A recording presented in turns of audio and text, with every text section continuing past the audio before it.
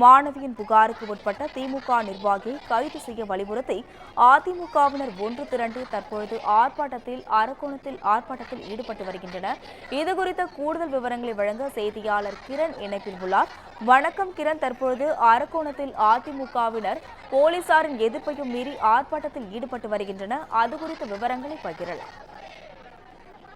நிச்சயமாக அஸ்வினி, திமுக நிர்வாகியால் தான் ஏமாற்றப்பட்டதாக கூறி மாணவி வழக்கு தொடர்ந்த நிலையில் மாணவிக்கு ஆதரவாக அதிமுக சார்பில் இன்று கண்டன ஆர்ப்பாட்டத்திற்கு அழைப்பு விடுக்கப்பட்டது.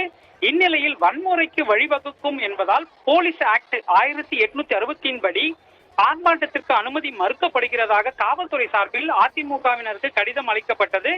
மேலும் போராட்டம் நடைபெற உள்ள பகுதியில் காவல்துறையினர் காலை முதலே முன்னெச்சரிக்கை நடவடிக்கையாக குவிக்கப்பட்டு பாதுகாப்பு பணியில் ஈடுபட்டு வந்தனர். இந்நிலையில் திடீரென அதிமுக சுமார் 500க்கும் மேற்பட்ட பெண்கள் ஒரே நேரத்தில் போராட்டம் நடைபெற உள்ள இடத்தில் குவிந்ததால் பெரும் பரபரப்பு நிலவியது. மேலும் பெண்களை கட்டுப்படுத்த முடியாமல் காவல்துறையினர் திணறிய சம்பவங்களும் இடம்பெற்றுள்ளது. அதனைத் தொடர்ந்து காவல்துறையை மீறி தற்போது அதிமுக சார்பில் போராட்டமானது தொடர்ந்து நடைபெற்று வருகிறது. இதில் முன்னாள் அமைச்சர் ப. வளர்மதி, கழக அமைப்பு செயலாளர் கோ. ஹரி, அரக்கோணம் சட்டமன்ற உறுப்பினர் சு. ரவி ஆகியோர்கள் கலந்து கொண்டுள்ளனர். ஒலி இல்லாமல் கைகளில் பதாகைகளை ஏந்தி தற்போது கோஷங்கள் ஆனது எழுப்பி வருகின்றனர்.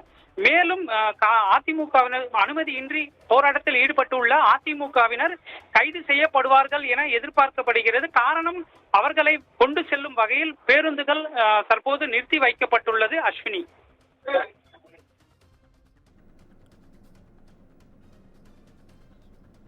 கூடுதல் விவரங்களுக்கு நன்றி கிரண்.